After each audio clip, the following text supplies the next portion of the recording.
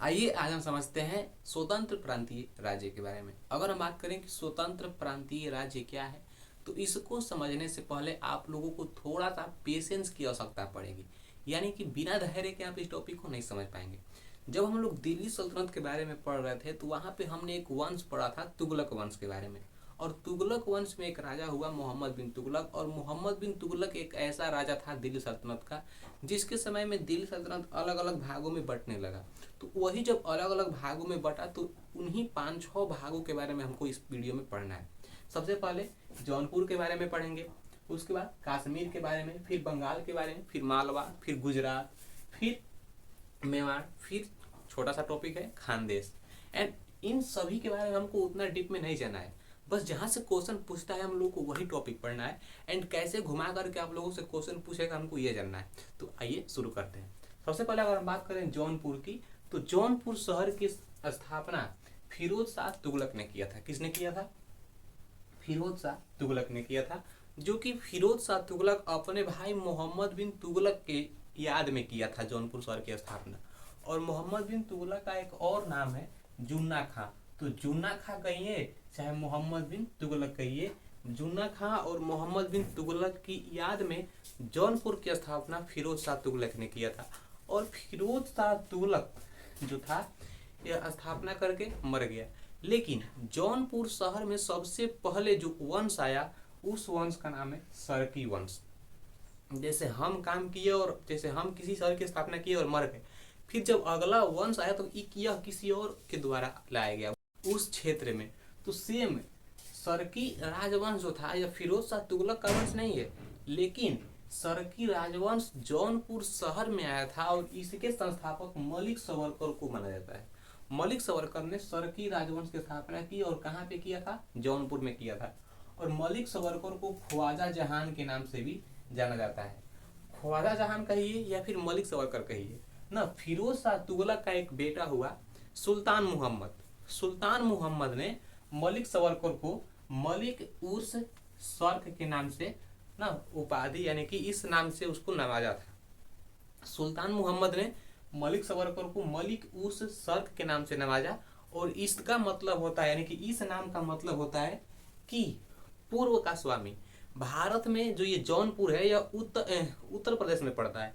तो उत्तर प्रदेश में पड़ने के कारण ना इसको पूर्व का स्वामी के नाम से जाना जाने लगा सुल्तान मोहम्मद के द्वारा। अब जौनपुर में बहुत सारे ऐसे शासक है जो कि बहुत सारे काम भी किए, लेकिन सबके बारे में आप लोगों को नहीं पढ़ना है। जहाँ से क्वेश्चन बनते हैं वही आप लोगों को पढ़ना है। अगर हम बात करें कि मुबारक शाह एक ऐसा राजा है जो कि बहुत ही छोटे समय तक यानी कि लिमिट टाइम तक ही ना जौनपुर पर राज्य यानी कि कर पाया, अपना शासन चला पाया। और यह 1399 से लेकर के 1402 तक राज किया और कुछ भी काम नहीं कर पाया था। फिर उसके बाद शमसुद्दीन इब्राहिम शाह आया, फिर उसके बाद मोहम्मद शाह आया, फिर अंतिम शासन जौनपुर का हुसैन शाह आया। आप लोग डेट देख सकते हैं यहाँ पे। डेट हम आप लोगों को नहीं बताएंगे, बस यहाँ पे आप लोग इसके बाद यहाँ पे 14 है, फिर यहाँ पे 14 है, फिर यहाँ पे 15 हो गया है, ध्यान दीजिएगा। शमसुद्दीन इब्राहिम शाह के समय में जब यह राजा हुआ था ना जौनपुर का, तो इसने कुछ काम किए। सबसे पहले झांझरी मस्जिद बनवाई 1430 ईस्वी में। फिर उसके बाद साहित्य एवं स्थापत्य कला का विकास किया। क्वेश्चन पूछेगा आप लोगों से कि जौनपुर में साहित्य कला और स्थापत्य कला का साहित्य एवं स्थापत्य कला का विकास जब हुआ तो उस टाइम पे जौनपुर को क्या कहा जाता है? तो भारत का सिराज। इतना आप लोग याद रखिएगा, भारत के सिराज के नाम से जौनपुर को जाना जाता है। कब से जाना जाता है? तो शमसुद्दीन इब्राहिम शाह जब राजा था उस टाइम पे। और इसने अटला देवी की मस्जिद भी बनवाई 1408 ईस्वी में। अटला देवी की मस्जिद बनने से पहले वहां पे एक मंदिर था अटला देवी की, जिसको कि विजय चंद्र ने, कनौज के राजा थे उस टाइम विजय चंद्र, उन्होंने ही अटला देवी की मंदिर को बनवाया था। लेकिन जब ये आया शमसुद्दीन इब्राहिम शाह तो इसने क्या किया कि कनौज के राजा के मंदिर को तोड़वा करके अपनी मस्जिद बनवाई, अटला देवी की मस्जिद। ठीक, यहाँ पे आप लोग इसको याद कर लीजिएगा। फिर उसके बाद में अगला राजा आता है मोहम्मद शाह, और मोहम्मद शाह ने लाल दरवाजा बनवाया मस्जिद, यानी कि लाल दरवाजा मस्जिद बनवाया था 1450 में। फिर उसके बाद अंतिम राजा हुआ हुसैन शाह, इसने जामा मस्जिद का निर्माण करवाया 1470 में। यहाँ पे थोड़ा सा मिटक गया है, यहाँ पे बहलोल बहलोल लोदी ना, देखिएगा ध्यान से। और बहलोल लोदी जो था ना, बहलोल लोदी एक वंश है, हमने पढ़ा था। बहलोल लोदी एक वंश भी है, और बहलोल लोदी एक सॉरी लोदी वंश एक वंश है, और बहलोल लोदी एक आदमी का नाम है। बहलोल लोदी एक ऐसा राजा था जो कि 75 वर्षों तक जौनपुर पर अपना शासन कायम रखा। यहाँ से बस इतना ही क्वेश्चन पूछता है ना। लीजिए आप लोग इसका स्क्रीन शॉट, एंड थोड़ा सा हम और आगे बढ़ते हैं और जानते हैं कश्मीर के बारे में। अब थोड़ा सा हम और आगे बढ़ेंगे तो हम जानेंगे कश्मीर के बारे में। अगर हम बात करें कश्मीर की तो कश्मीर की स्थापना यानी कि कश्मीर के संस्थापक कौन थे? सुहादेव। सुहादेव यह एक हिंदू व्यक्ति थे। सुहादेव ने कश्मीर की स्थापना की, लेकिन यह ज्यादा समय तक जीवित नहीं रह सके, इसलिए कश्मीर में मुस्लिम वंश का राज हो गया। और कश्मीर में प्रथम मुस्लिम वंश की स्थापना शाहमीर ने किया था, और शाहमीर को कश्मीर का प्रथम मुस्लिम शासक के नाम से भी जाना जाता है। इतना आप लोग इसको याद कर लीजिएगा कि शाहमीर ने कश्मीर में सबसे पहले मुस्लिम वंश की नींव रखी, इसलिए इसे प्रथम मुस्लिम शासक के नाम से भी जाना जाता है कश्मीर का ना। और ये कश्मीर की जो राजधानी थी वह इंद्रकोट। इंद्रकोट कश्मीर में एक जगह है, इंद्रकोट ही कश्मीर की राजधानी थी। लेकिन जब कश्मीर में एक अगला राजा आया, अलाउद्दीन। अलाउद्दीन जब राजा आया तो अलाउद्दीन ने अपने नाम से अलाउद्दीनपुर शहर बसाया था। और अलाउद्दीनपुर शहर बसाने के बाद, अभी अलाउद्दीनपुर का वर्तमान नाम है श्रीनगर। आप लोग याद कर सकते हैं कि अलाउद्दीन जब आया था राजा कश्मीर में, तो अलाउद्दीन ने अपने नाम पे अलाउद्दीनपुर शहर बसाया, और अलाउद्दीनपुर का वर्तमान नाम श्रीनगर है। तो हम कह सकते हैं कि अलाउद्दीनपुर ने अपनी राजधानी इंद्रकोट से श्रीनगर में स्थापित की, यानी कि श्रीनगर का पहले का नाम अलाउद्दीनपुर है, अलाउद्दीनपुर का वर्तमान नाम श्रीनगर है। यहाँ से कश्मीर वंश खत्म हो जाता है, यानी कि कश्मीर खत्म हो जाता है। फिर यहाँ पे आप लोगों को बस एक टॉपिक याद करना है कि कश्मीर का अकबर किसको कहा जाता है। तो धार्मिक असहिष्णुता के कारण जैन उल आबादीन को कश्मीर का अकबर कहा जाता है, और जैन उल आबादीन ने ही महाभारत और राजतरंगिणी जैसे महाकाव्य को फारसी में अनुवाद किया था। तो यहाँ से क्वेश्चन पूछ सकता है कि महाभारत और राजतरंगिणी को किसने फारसी में अनुवाद किया? तो जैन उल आबादीन ने, जिसको कि कश्मीर का अकबर भी कहा जाता है। अब यहाँ से कश्मीर हमारा खत्म हो गया है। फिर हम पढ़ते हैं बंगाल के बारे में। यहाँ से एक टॉपिक आप लोगों को ध्यान देनी है कि बंगाल का संस्थापक आप लोगों से कभी भी नहीं पूछेगा कि बंगाल का संस्थापक कौन है। बस आप लोग इतना समझिए कि गयासुद्दीन तुगलक जब दिल्ली की गद्दी पर, यानी कि तुगलक वंश की स्थापना किया था दिल्ली सल्तनत में, तो गयासुद्दीन तुगलक ने ही बंगाल को 3 अलग अलग भागों में बांट दिया। इसके पहले भाग का नाम है लखनऊती, जो कि उत्तरी बंगाल को कहा जाता है, सोनारगांव जो कि पूर्वी बंगाल को कहा जाता है ना, और सतगांव जो कि दक्षिणी बंगाल को कहा जाता है। गयासुद्दीन तुगलक ने बंगाल को 3 अलग अलग भागों में बांटा, लखनऊती, सोनारगांव, सतगांव, और इन तीनों भागों को एक में मिला दिया हाजी इलियास ने। हाजी इलियास बंगाल के तीनों भागों को एक में मिलाया, और बंगाल का जब राजा बना हाजी इलियास, तो इसने शमसुद्दीन इलियास शाह के नाम से ना बंगाल की गद्दी संभाली, और यह बात है 1345 की। अब देखिए दिल्ली सल्तनत में बंगाल को किसने मिलाया था? तो आता है हमारा खिलजी वंश, और खिलजी वंश में एक राजा हुआ बख्तियार खिलजी, और बख्तियार खिलजी ने ही बंगाल को दिल्ली सल्तनत में मिला दिया। यहाँ से बस एक और स्टेप हम लोग बढ़ते हैं। तो न्याय प्रियता के लिए कौन सा शासक प्रसिद्ध है जो कि बंगाल का ही है? तो बंगाल का शासक हुआ गयासुद्दीन आजम शाह, और गयासुद्दीन आजम शाह को न्याय प्रियता मतलब कि न्याय के लिए ना इसको प्रसिद्ध माना जाता है। तो यहाँ से हमने बंगाल के बारे में भी कुछ जानकारी प्राप्त कर ली है, कश्मीर के बारे में भी जान लिया है, और बंगाल में कुछ छोटी मोटी बातें और है जिसको कि जानना आप लोगों के लिए बहुत ही जरूरी है। तो लीजिए आप लोग इसका एक स्क्रीनशॉट, थोड़ा सा हम और आगे बढ़ते हैं। गयासुद्दीन आजम शाह के बाद बंगाल में एक अगला राजा आया अलाउद्दीन हुसैन शाह, जो कि गयासुद्दीन जो आजम शाह था इसको न्याय प्रियता के लिए प्रसिद्ध शासक माना जाता है। तो जब उसके बाद आया ना अलाउद्दीन हुसैन शाह, तो इसने कुछ काम किए। सबसे पहले क्या किया कि बंगाल की जो पहले की राजधानी थी पांडुआ, बंगाल की पहले की राजधानी पांडुआ, जब इसकी स्थापना हुई थी बंगाल की, उस टाइम पे पांडुआ इसकी राजधानी थी। इसने पांडुआ से अपनी राजधानी को हटा करके गौड़ में स्थापित किया, गौड़ में स्थापित किया, पांडुआ से हटा करके अलाउद्दीन हुसैन शाह ने। और अलाउद्दीन हुसैन शाह ने एक आंदोलन की शुरुआत किया था बंगाल में ही, जिसको कि सत्यपीर आंदोलन के नाम से भी जाना जाता है। तो सत्यपीर आंदोलन की शुरुआत किसने किया था? तो अलाउद्दीन ने। और अलाउद्दीन हुसैन शाह के समकालीन थे महाप्रभु चैतन्य। तो यहाँ से क्वेश्चन पूछता है कि अलाउद्दीन हुसैन शाह के समकालीन कौन थे? तो महाप्रभु चैतन्य। अगर क्वेश्चन में वैसे नहीं पूछा तो ऐसे पूछ देगा कि महाप्रभु चैतन्य किसके समकालीन थे? तो अलाउद्दीन हुसैन शाह के। देखिए, समकालीन का मतलब होता है कि जिस टाइम पे अलाउद्दीन हुसैन शाह राजा था उसी टाइम पे महाप्रभु चैतन्य थे ना, जो कि बहुत ही प्रसिद्ध फेमस थे।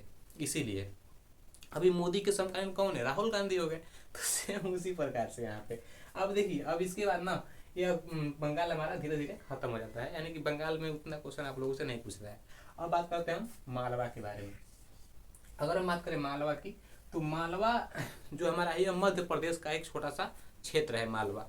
तो मालवा की स्थापना दिलावर खां ने किया था, और दिलावर खां ने इसकी राजधानी धारा बनाई। धारा किसी का धारा मान सकते हैं आप लोग, पानी का, दूध का, तेल का, किसी का भी। तो मालवा की राजधानी धारा, मालवा की स्थापना दिलावर खां ने किया। और दिलावर खां का एक बेटा हुआ अप्पल खां। जब यह मालवा की गद्दी पर बैठा तो इसने अपने नमवे को चेंज कर लिया, पागलों की तरह काम करते थे। इतिहास पढ़ने में इसीलिए मजा नहीं आता है क्योंकि इतिहास में आप लोग जितने भी राजा देखेंगे, गद्दी पर बैठने से पहले नाम कुछ और होगा, गद्दी पर बैठने के बाद नाम कुछ और। अरे बानर, गद्दी से नाम का क्या संबंध है? नाम रखना है तो एक रखो, गद्दी पर बैठने के बाद और गद्दी पर बैठने से पहले। नहीं, इतिहास में आप लोग जितने भी राजा देखेंगे, जितने भी वंश देखेंगे, गद्दी पर बैठने से पहले नाम कुछ और था, गद्दी पर बैठने के बाद नाम कुछ और है। इसीलिए इतिहास थोड़ा सा किचड़िंग विषय पड़ता है। अब बताइए तो यहाँ पे, अरे अप्पल खां जैसे मान लीजिए राजा था, यह किसका पुत्र था? दिलावर खां का। अब जब ये अप्पल खां था तो गद्दी पर बैठने से पहले इसका नाम अप्पल खां था, लेकिन जब गद्दी पर बैठा तो इसने अपना नाम चेंज कर लिया। क्या रख लिया? हुसंग शाह। बानर की तरह काम किया यहाँ पे, इसीलिए याद नहीं होता इतिहास बात। हुसंग शाह जब गद्दी पर बैठा था, कब बैठा? ये 1405 में गद्दी संभाली। किसकी गद्दी संभाली थी? बंगाल की गद्दी संभाली। यहाँ से ये बात आप लोगों को कवर करनी है, ठीक है। और मालवा में खिलजी वंश की स्थापना किसने किया था? ये बहुत मोस्ट इंपोर्टेंट क्वेश्चन है कि मालवा में खिलजी वंश की स्थापना किसने किया था? तो मुहम्मद शाह ने मालवा में खिलजी वंश की स्थापना किया।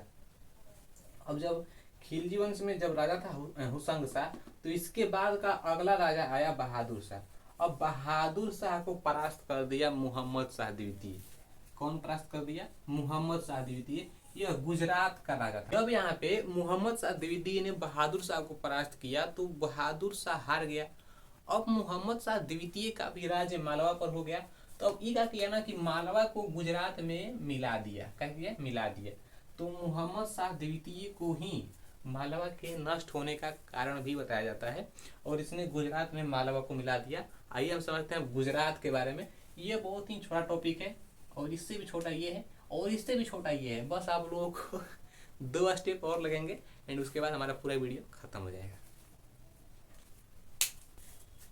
अब यहाँ से हम बात करें गुजरात की। तो गुजरात जो कि एक ऐसा राज्य था, इस राज्य की यानी कि गुजरात की सबसे प्रसिद्ध, अगर हम राजा की बात करें तो गुजरात राज्य का सबसे प्रसिद्ध राजा महमूद बेगड़ा। बस आप लोगों को यहाँ से यही क्वेश्चन पूछवे करेगा, इससे ज़्यादा क्वेश्चन नहीं पूछेगा कि गुजरात का सबसे प्रसिद्ध शासक महमूद बेगड़ा।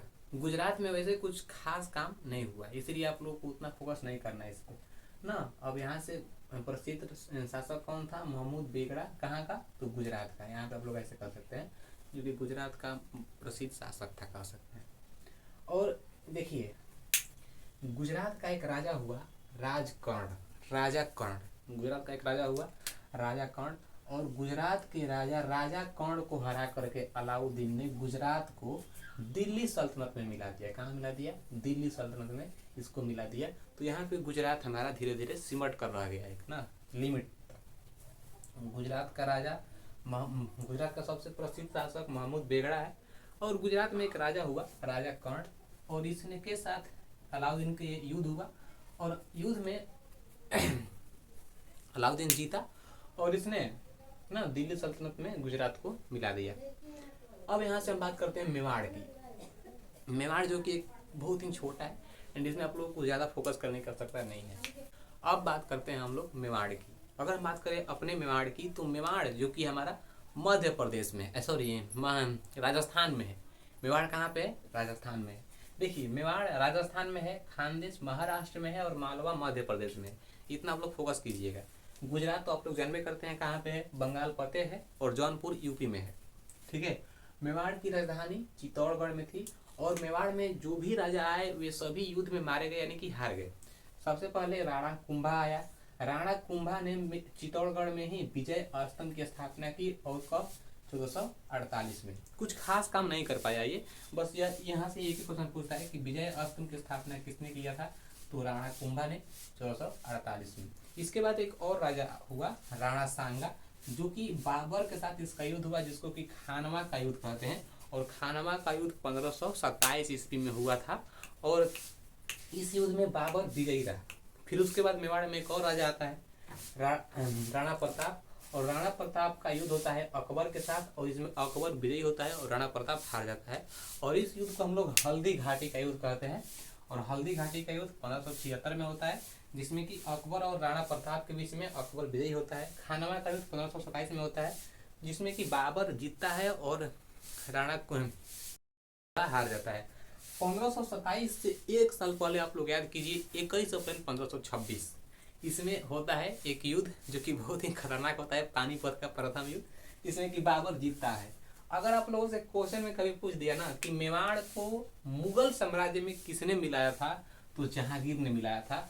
और वही मेवाड़ को दिल्ली सल्तनत में किसने मिलाया था, तो अलाउद्दीन खिलजी ने मिलाया था। इसका डेट है 1303 का, इतना याद कीजिएगा कि मेवाड़ 1303 में दिल्ली सल्तनत में मिला। और तब जहांगीर हमारे जब हम पढ़ेंगे मुगल साम्राज्य के बारे में, तो वहाँ पे जहांगीर आता है। तो जहांगीर कब मिलाया है वहाँ पे हम लोग जानेंगे। सबसे पहले मेवाड़ को मुगल में जहांगीर ने मिलाया और दिल्ली सल्तनत में अलाउद्दीन खिलजी ने मिलाया। बस थोड़ा सा आप लोग सब्र कीजिए एंड उसके बाद हम जानते हैं खानदेश के बारे में। खानदेश एक बहुत ही छोटा टॉपिक है एंड इससे केवल आप लोगों को एक या फिर दो क्वेश्चन ही पूछे जाएंगे। तो लीजिए आप लोग इसका एक स्क्रीनशॉट, थोड़ा सा हम और आगे बढ़ते हैं।